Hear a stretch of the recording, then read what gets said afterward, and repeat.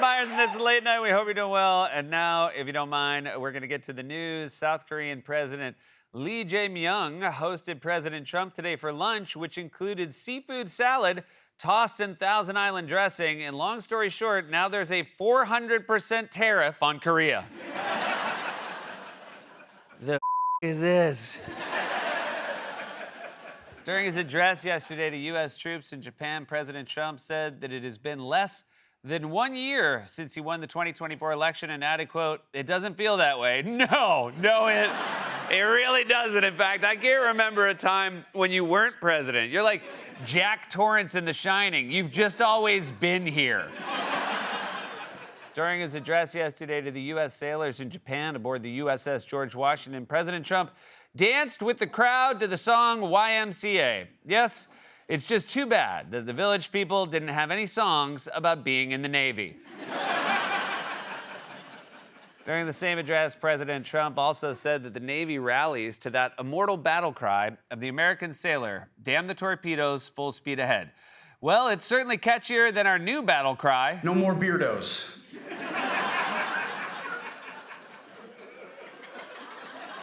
Well said.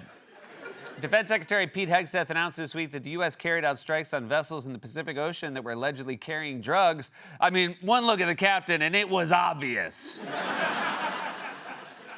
President Trump announced yesterday that Toyota has promised to invest $10 billion in U.S. manufacturing plants and said, quote, "Go out and buy a Toyota." All right, first you wanted us all to buy Teslas. Now you're pushing Toyotas. He's like a salesman who keeps getting demoted. Pretty soon he's gonna be out on the White House lawn yelling, "You gotta get yourself a Schwinn." According to analysts, the annual average price of gold will reach a record high next year of more than $4,000 per ounce because someone is hoarding it. President Trump said on Monday that he took another cognitive test during his recent trip to Walter Reed Medical Center and added, quote, "The first couple of questions are easy. A tiger, an elephant, a giraffe, you know. Buddy, I think that may have just been a book in the waiting room." A video from an animal rescue group has gained attention online that features dogs at the Chernobyl nuclear disaster site that appear to be bright blue. In related news, this show just got really depressing.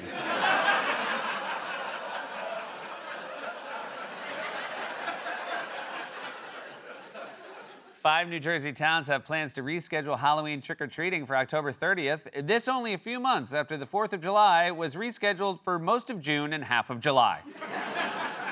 It was announced this week that this year's Rockefeller Center Christmas tree will be a Norway spruce from East Greenbush, New York. Wow, you really can't bet on anything with FanDuel.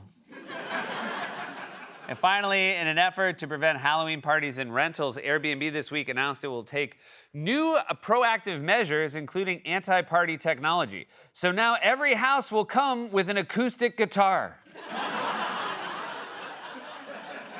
Yeah, I think I might head home. That was a monologue, everybody. Had a great Sunday night.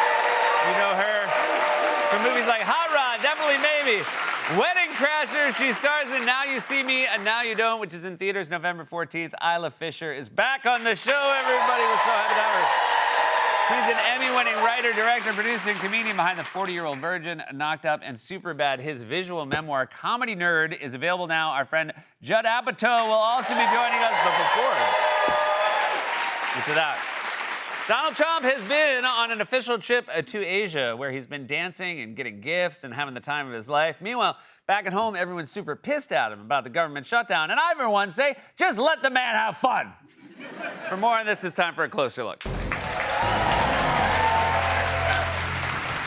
Trump jetted off for an official trip to Asia to take his mind off his problems here at home, but he's not the only one who escaped the stress of his daily life for a well-deserved vacation. A lab monkey on the loose in Mississippi. The primate reportedly escaped after a truck carrying multiple research monkeys from Tulane University was involved in a car crash. 5 other monkeys were recovered, but one got away. Officials say that the animal weighs about 40 pounds and it's aggressive towards humans. Oh, man, why do they always have to be aggressive toward humans?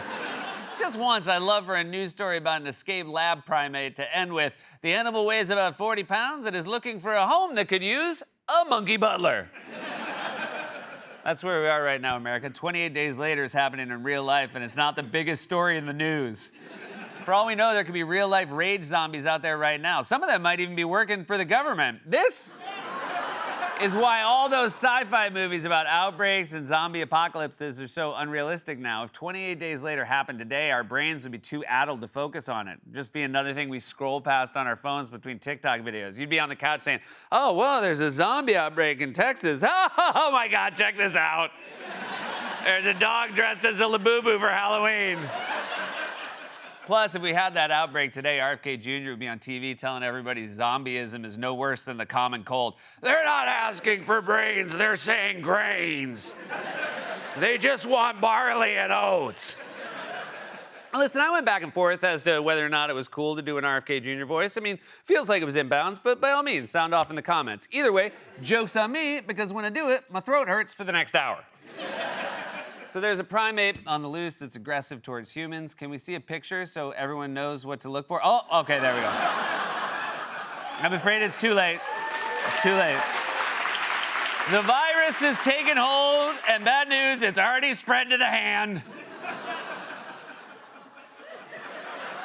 So the president, much like the lab monkey, is on the loose, but it's not all bad news because they're both having the time of their life.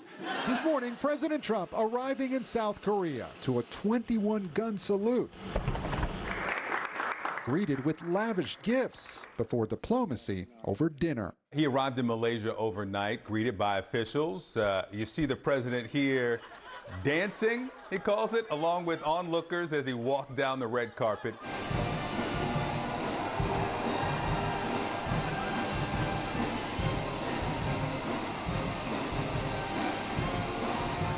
Not for nothing, if you saw someone punching the air like that on the sidewalk, you'd immediately assume they were aggressive towards humans. Don't get me wrong.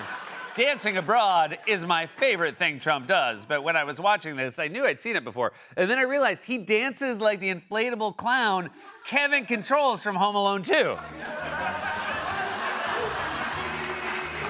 my God, by the way, that's where he learned those dance moves. He was in that movie. I was on the set of Home Alone 2, and an inflatable clown came up to me, big clown, strong clown. Tears pouring from his plastic eyes down onto his big red nose, and he said to me, he said, sir? Get out of here, you nosy little pervert, or I'm gonna slap you silly. And I said, so true. Trump loves the pomp and circumstance. He loves the fanfare. When he goes abroad, they treat him like royalty, which is what he desperately wants. Remember when he visited Saudi Arabia a few months ago? Saudi Arabia had a McDonald's mobile truck. Look at that thing. That's what I call hospitality. They gave him his own McDonald's mobile truck. If they had put wings on it, Trump would have made it the new Air Force One. And look, it's hard to compete with a McDonald's mobile truck. I mean, the closest thing we have here back home in the U.S. is the Arby's windowless white van. What's the Arby's windowless white van? I'm glad you asked. It's a super convenient way to get Arby's without having to go to Arby's. But you have to know the protocols. You knock on the door 3 times, and a voice will say, what do you seek? And you say, I seek the meats. And then the voice will say, we have the meats. And then the door slides open, and a dude in a ski mask chucks a roast beef sandwich at you, and then closes the door real fast, of course. I'm a celebrity, so I can just skip all that rigmarole. Oh, look, here it is now. Oh, Arby's van, can I get a sandwich, please?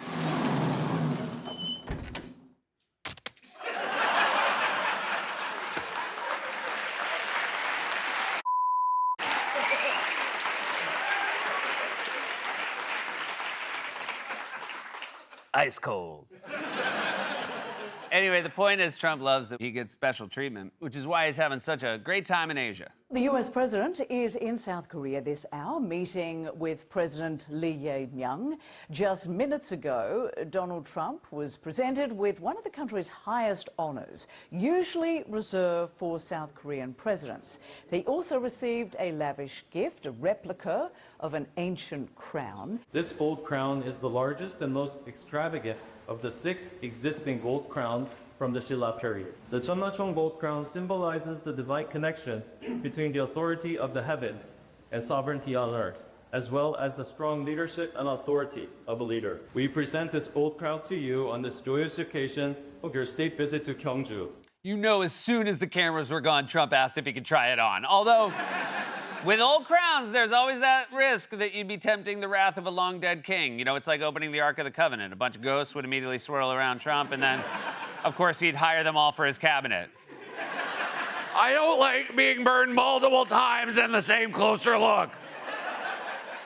So Trump's getting the royal treatment he so desperately craves. He wishes he could get the same treatment back here at home. He made it clear, for example, that he's super jealous of China's authoritarian government. You have a great partner now in the United States getting you started, and you will have everything done very, very quickly. Record time, as fast as, I think, much faster than maybe any other country, other than China. Because in China, you have a good system also. You have a system where President Xi can approve it immediately. So that's even faster. He doesn't have to wait 2 weeks. I have to wait 2 weeks. I'm sorry, you have to wait 2 weeks? I thought you were going to say 2 years. For the rest of us, 2 weeks is very fast. Have you ever tried to make a dentist appointment? I chipped a tooth once, and they asked me if I was available to come in December 2027. And I just said and let the tooth fall out. They use special effects to fix it for TV. This is what the live audience is seeing right now.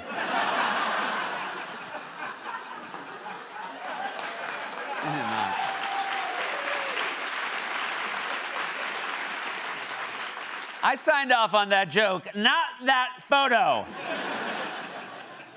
Trump is annoyed that he has to work within the confines of a democratic system. In fact, he explained during his trip to Japan that's why he crammed so much stuff into his very unpopular Big Beautiful Bill, so he never has to work with Congress again. The great Big Beautiful Bill. We got everything done. I said, let's get it all done. A lot of people want to do it little, small pieces, like 9 of them, 12 of them. I said, put it all into one bill, and if we get it done, we're done for 4 years. We don't need anything more from Congress. Trump treats Congress the way dads shop for clothes. I'm going to Kmart. I'll buy 3 shirts, 3 pairs of shorts, and then I don't want to hear another comment about my wardrobe for the next 4 years. By the way, that's the telltale sign that a piece of legislation is bad, when you cram so much random into it. It's like when you go to one of those food trucks and get a sandwich that has roast beef, fried chicken, mozzarella sticks, red peppers, cheddar cheese, disco fries, barbecue sauce, hummus, ketchup, and deep fried pickles. And it always has an ironically boring name like The Jeff.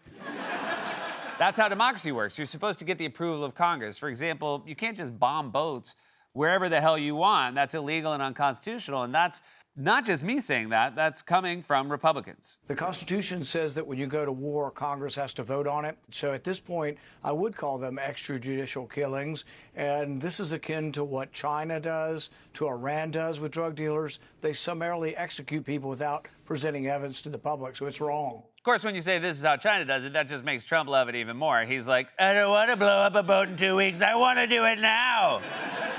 This is why Trump loves going abroad. He hates all the badgering back here at home. When he's abroad, he gets treated like a king. Meanwhile, here in America, when there's a problem, everyone gets mad at him. Starting this Saturday, 42 million people are at risk of losing federal food and nutrition benefits under the SNAP program. More than 24 states have filed a lawsuit against the Trump administration over its decision to suspend SNAP funding. Here you have the Quinnipiac poll showing him at 38%, Reuters 35%, The Economist 37%, AP 36%, CNBC 42%. That's his economic approval rating. Hey, everyone, stop being mean to Donald. Can't you just give him a crown and get off his back? I mean, the man just wants to dance. Why are you giving him such awful poll numbers? Because he cuts off food assistance and military families are struggling and beef prices are surging and farmers are being decimated and air traffic controllers aren't getting paid? That's not his fault. The man is good at many things, but he never said he was an expert at solving problems and making deals. And I know what you're thinking, but that book is about poker. Give the man a break. If you don't like the direction the country's going in, too bad. It's your fault, not his. You thought you were voting for someone who would help humans, but it turns out Trump is a president who's aggressive towards humans. This has been A Closer Look.